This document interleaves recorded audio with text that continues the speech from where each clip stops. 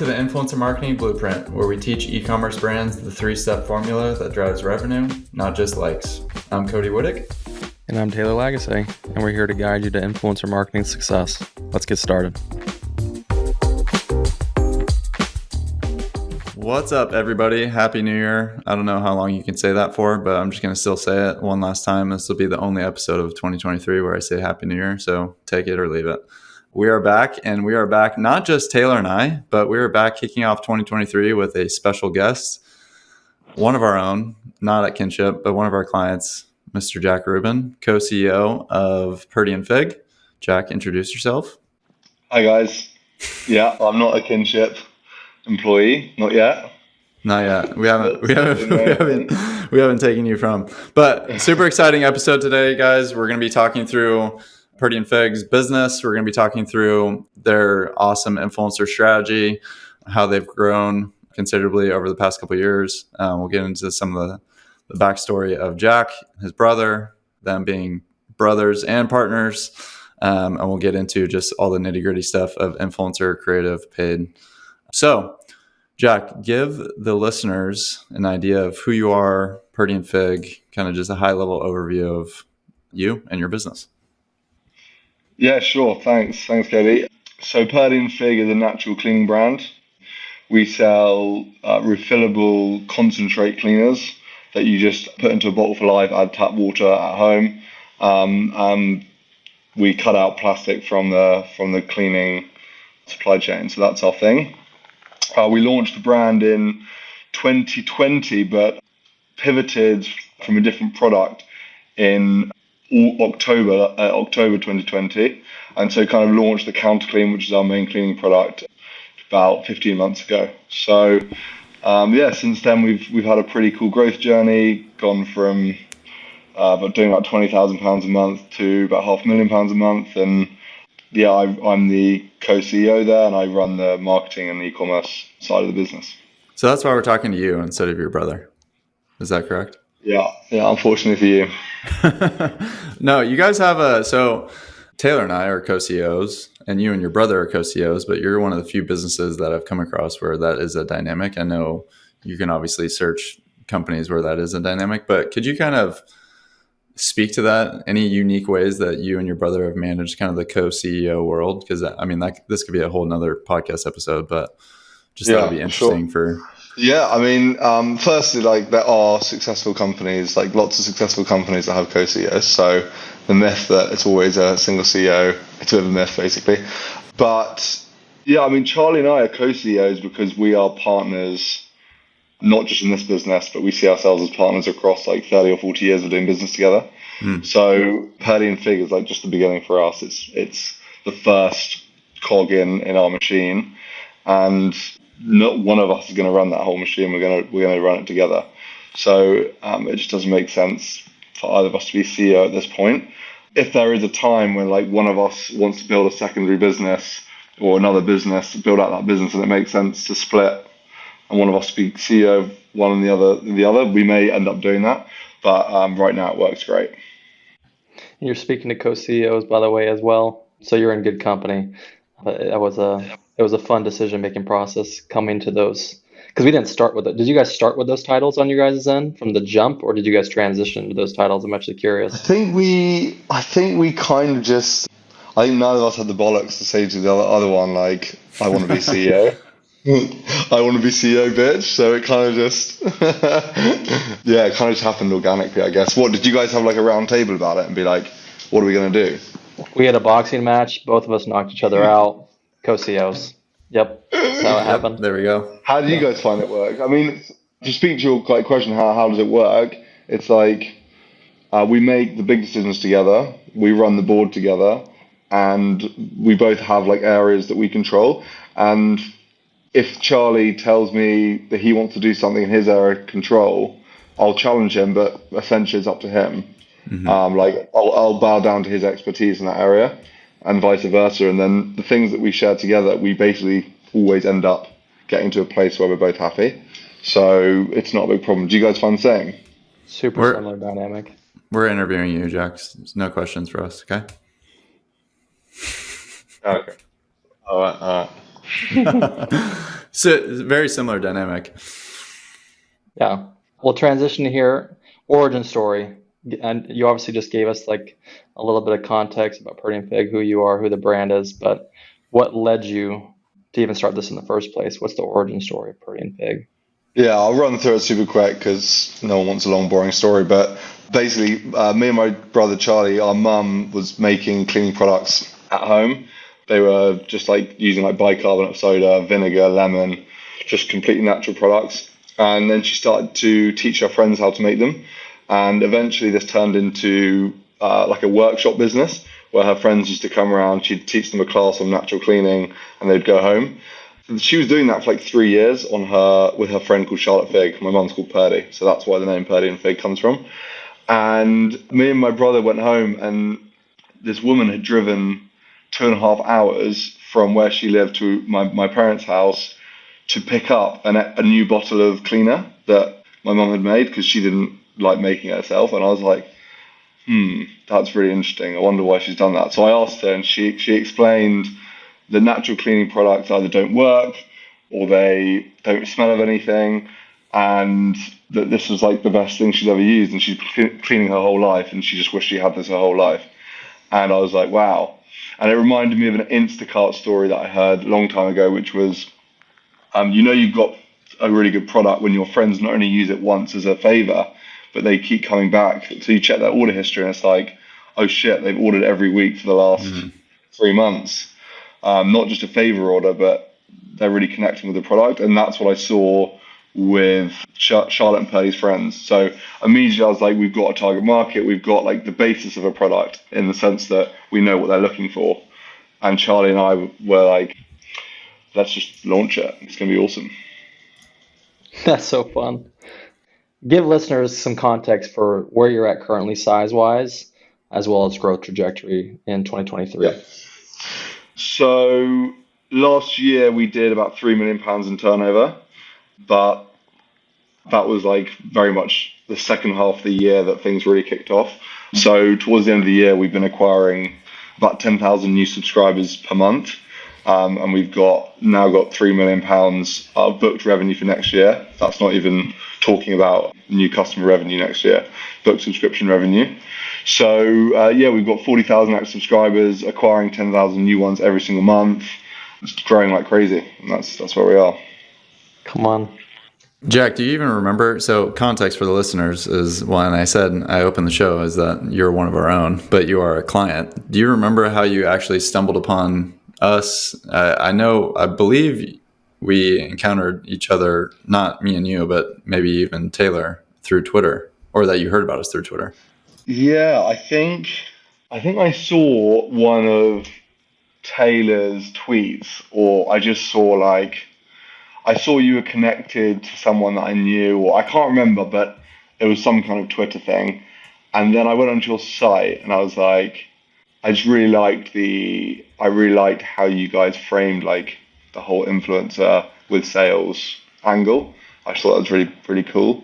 And then I just spoke to a couple of your clients, and they were like, yeah, that's sick. And then and I was like, cool. And then I reached out, I think, to Taylor, yeah. Awesome. And where were you at in the timeline wise? You just went kind of through revenue of this past year, but were first signed on in 2021. So end of 2021, where were you guys at currently as a business? Well, our first month together was in January 2022, and our first month in actual operation. And I've got a good stat for you guys about that. So in the first 10 days of January in 2023, we've done 5 times the revenue of the whole of January on our first month together last year. Wow. So so our first month together we did £28,000 in revenue, and the first 10 days, in fact the first 9 days of January, we did 150,000. So that kind of gives you some context of where we were when you guys started and where we are now. Come on. So I listened to a previous podcast where you mentioned how anti-agency you were, like you were jaded, and then when you hired us, you didn't think we could actually perform. So could you kind of speak to that and give the audience a little bit of insight into that? Hey, definitely done your research. Cody. Yeah. Well, still to this day, our approach is pretty anti-agency or anti-outsourced, I would say, not agency, like anti-outsourced. Like we don't outsource all the things most companies outsource. We manufacture our own product. We do our own fulfillment, which is now getting obscene because it's like $25,000 a month out of a garage. So that's always been our approach. My kind of view is when someone else is doing something for you, they're making money. So that's like margin that you could be keeping if you did it yourself. And for me, to outsource something, there's got to be real specialism, and there's got to be a real view that they're going to do it so much better than you could yourself that it's worth sacrificing your hard-earned revenue for. And like most things people outsource, like let's say like basic in-house creative or like organic TikTok or like even fulfillment in the early days, it's actually just it's basically laziness because like they can do all of that stuff. They just think they're like too posh or whatever to do it.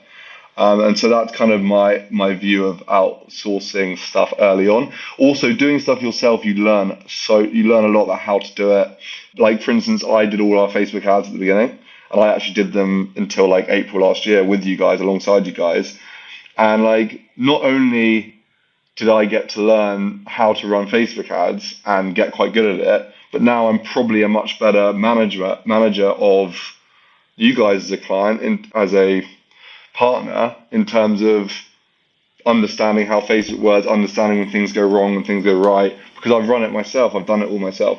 So there's all sorts of long tail benefits of just doing things yourself. So yeah, that was my view. You guys, I don't know how you convinced me to.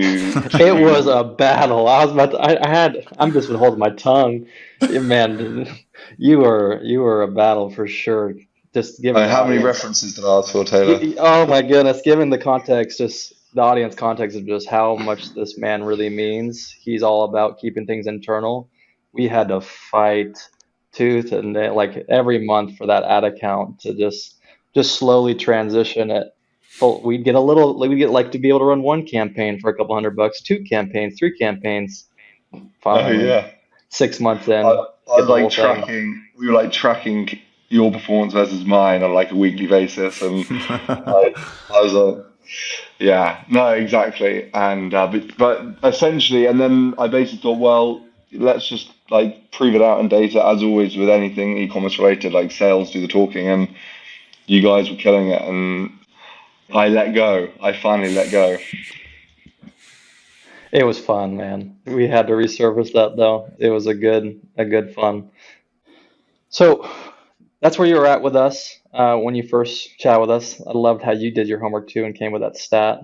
You did 27K, pounds last January, and now you 5x'd it in just the amount of time that January has happened thus far. At that point last year, had you worked with influencers in the past, or were we your first touch point with that? When we first touched base with you, we'd done quite a lot of influencer stuff, and it all like really badly flopped. So we worked with this. I'm actually going to dunk on someone. You came in really jaded. Wow. Yeah, we work with this agency. Oh, should I name them? I won't name them. We work with this agency. You're a good man. That is quite a big agency in the UK, and they're now international. And we gave them a lot of cash to do like more traditional, like big influencer stuff.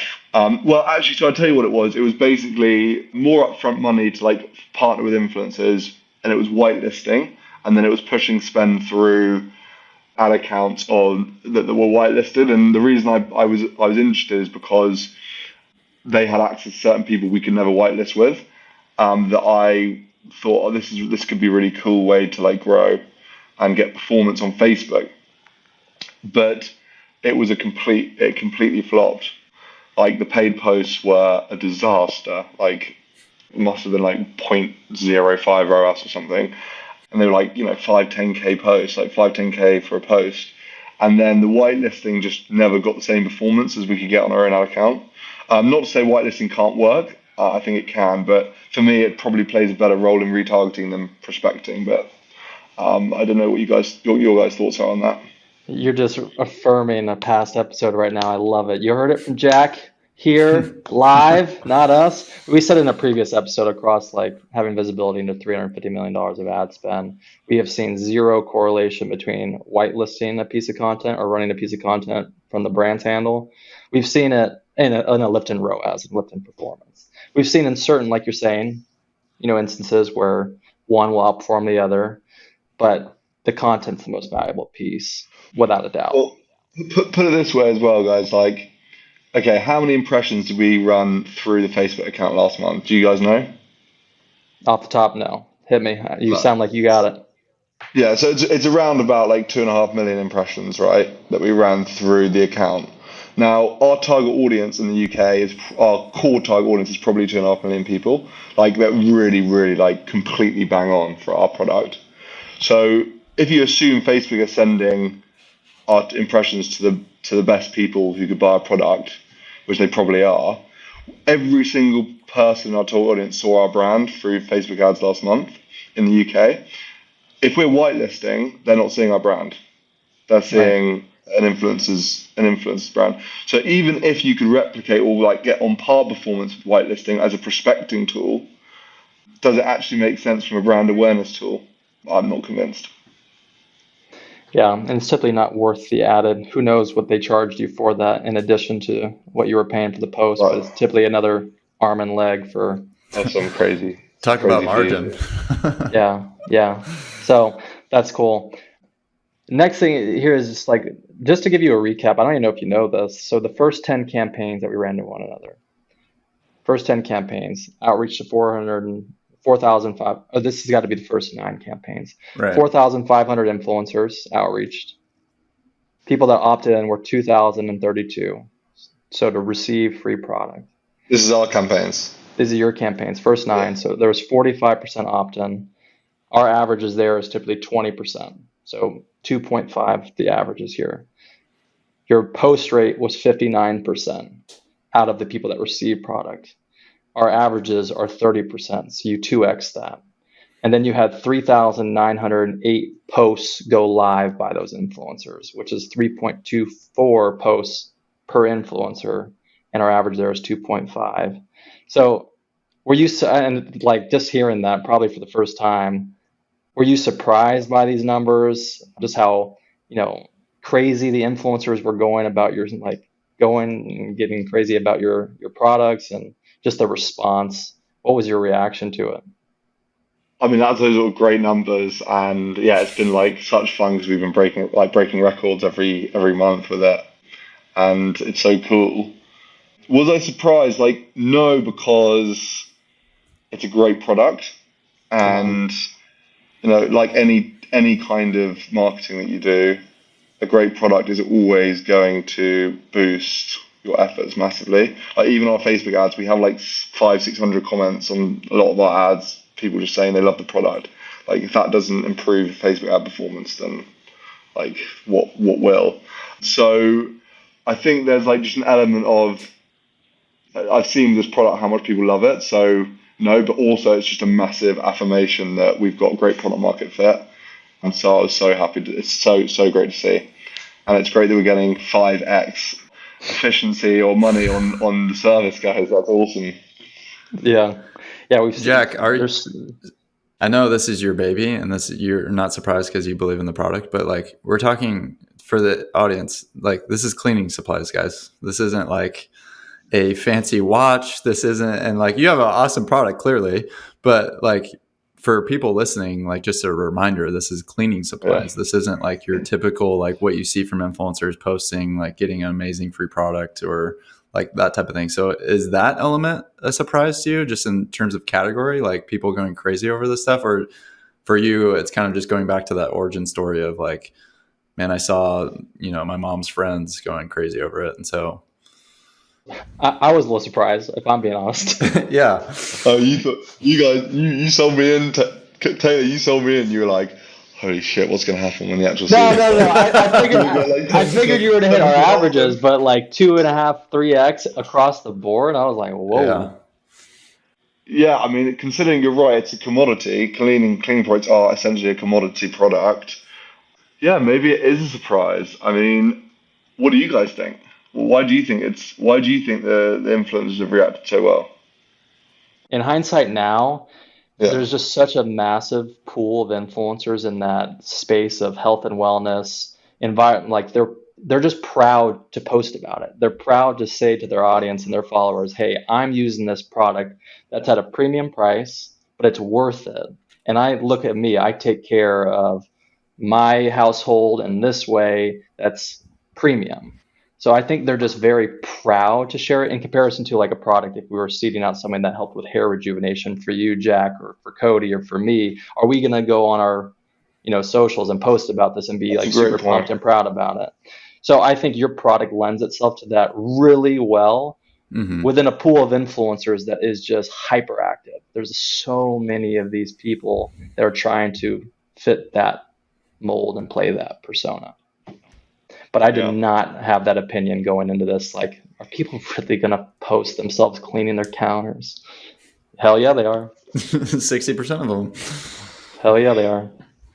What's your advice to brands today that want to work with influencers? So obviously you've had two different experiences now that seem to be polar opposite, right?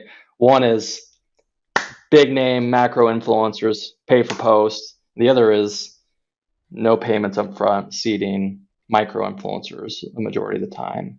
If you had any advice for brands looking to engage with influencer marketing, how would you sum it up?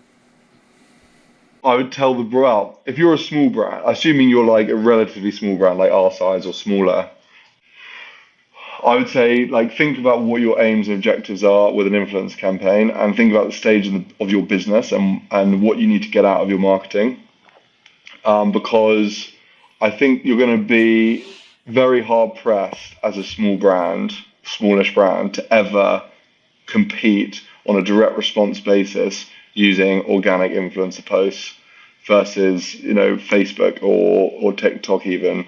You're just not going to do it. Full stop. Don't even bother trying. So with that in mind, what do you want to get out of influence marketing? And what a micro influencer approach does is it embeds you into a community firstly on social media, which is really helpful anchoring. It gives you tons of content, UGC content, ad content, site content, which I think volume of assets is one of the key areas of focus for any small business now. The more content you can push out across all your channels, TikTok, Instagram, even your website, that's going to have huge impacts across the board. So using micro influencers gives you access to a lot more assets in that regard. And you're also just getting much better value for money. Just smaller influencers don't have agents and negotiating fees and big offices and all the other things. So you're not paying for all that. And you don't think we have a big office? Are you an influencer, Taylor? Brutal. Nano influencer. Anything you've done with the influencers that you've seeded product to that you're continually working with? Because some of the things that we've harped on in past episodes too is just obviously the short-term ROI is that you're getting a kind of content posts about you, brand awareness, and then the content for ads. But is there any continual hand-holding that you've done with the influencers? I mean, you've outreach to 4,500 people now. You have half of those people that have received your product. Not all of them have posted, but the 40%, maybe there's word of mouth. But anybody that you've taken and continue to hold hands with later on down? So we've kind of got two different relationships going at the moment. We've got, and I'm just going to check while we're talking, how many we've got on our, what used to be Dovetail, it's now Shopify Collabs. Actually, I think now is actually Social Snowball. You're on Social Snowball now. I lose track of what we're moving to. I just kind of you let go of that wheel too. You let go of that wheel too. Yeah, people just tell me that you need something. So last 30 days, so we've got 350 affiliates on our Shopify Collabs, who in the last 30 days generated £7,000 of sales for us.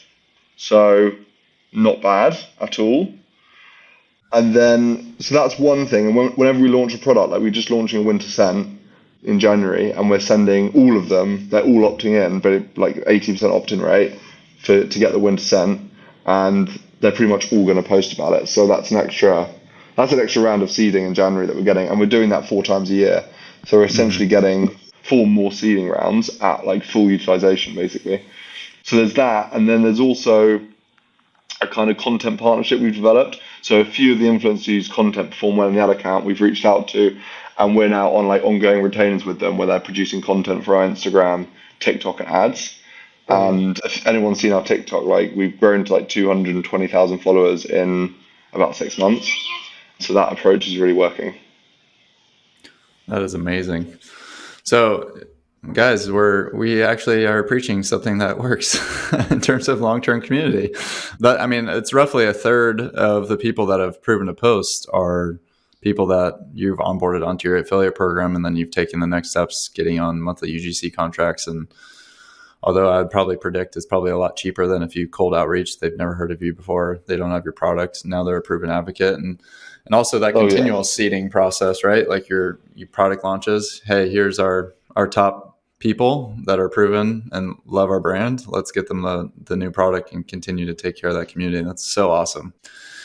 Anything? Also, the content retainers aren't expensive either. Like, I recommend any brand do it. Like for a couple £100 a month, literally you can get 5, 6, 7 videos a month from like any kind of influencer who enjoys making content like your product. And like over time, they'll get better and better at it as well. It's definitely worth doing. It's amazing. So goals, do you have any goals outside of even our service to you in 2023 in regards to influencer marketing and beyond?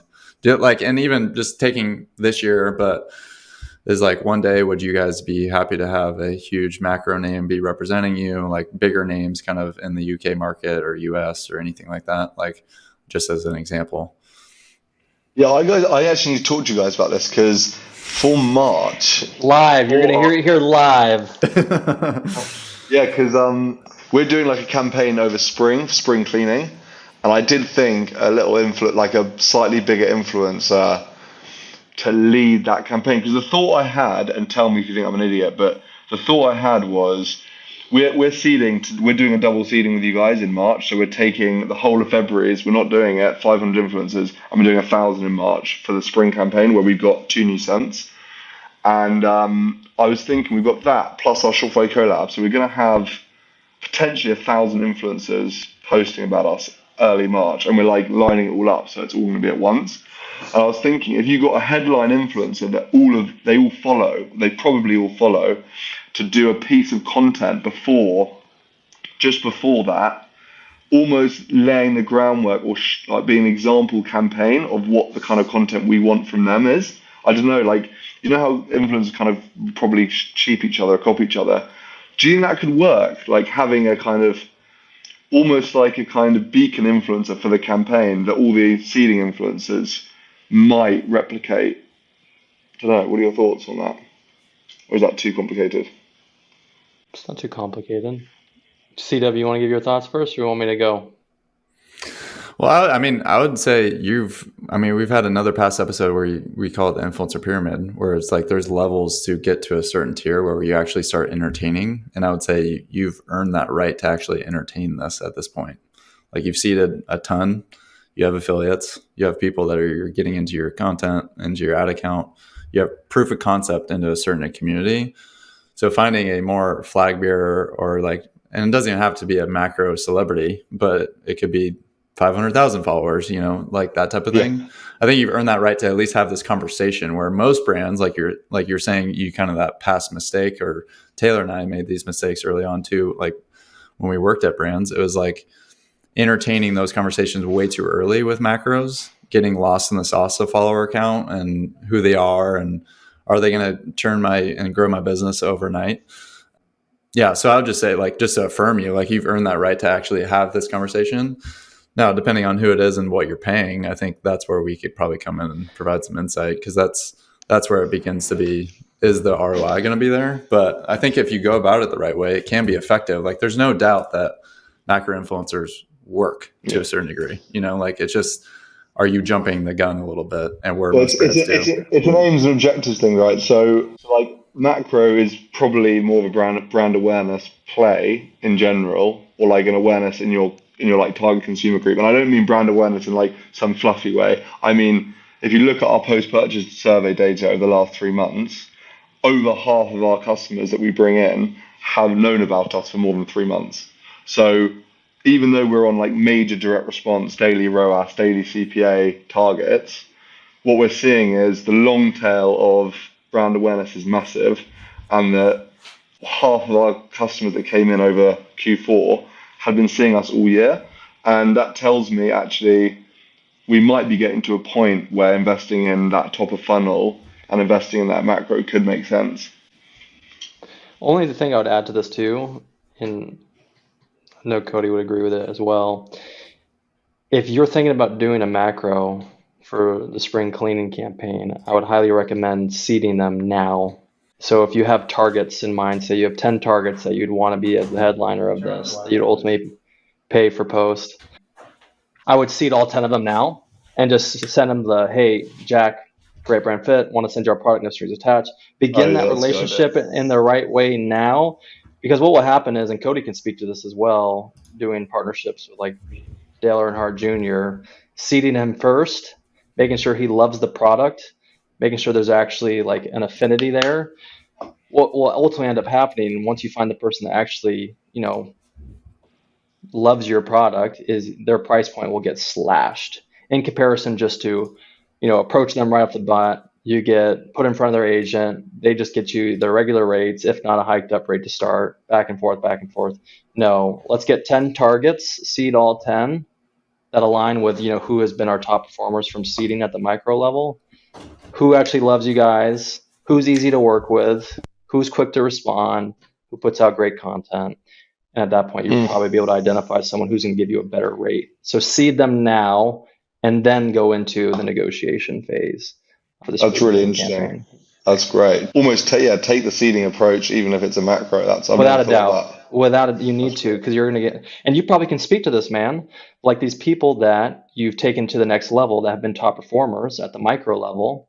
I don't know if you have anything to compare it against, but if you could share, what are your monthly retainers with those people? What I'm actually pretty confident in is me and Cody can share what are the market rates for that typically are. I bet you it's half the price of what it would typically be. Because why? You started with seeding. They genuinely loved you enough to share your product, free of cost. Then you took it to the next level. So you should do that with any influencer at whatever level, macro, mid-tier, micro, whatever it is. Me on Twitter, Nano. That's awesome. Guys, that was like a live client strategy session. Come on.